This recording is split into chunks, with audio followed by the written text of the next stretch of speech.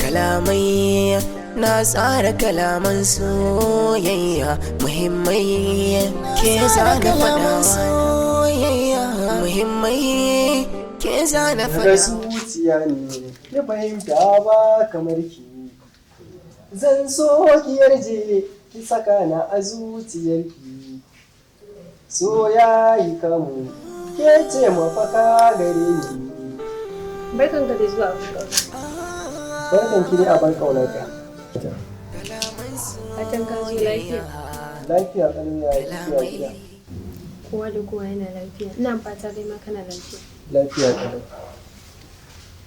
Gaskiya ban taɓa sanin cewa na yi dace a soyayya.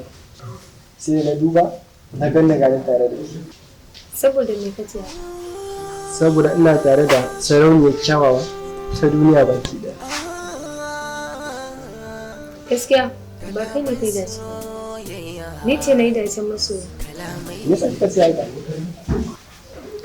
Ko din irin wannan zafafan kalaman da kake kashe ni da su.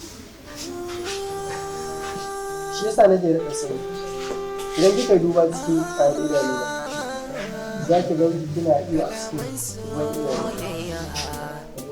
Wannan dalilin ne yasa ba zan taɓa rabuwa da ke ba. Ni ma ina son ka.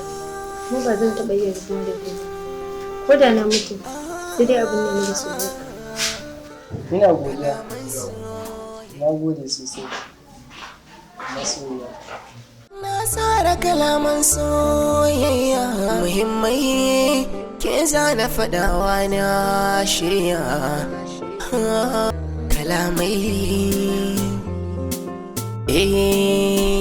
kalamai na tsara kalaman soyayya muhimmai ke zana fadawa na shirya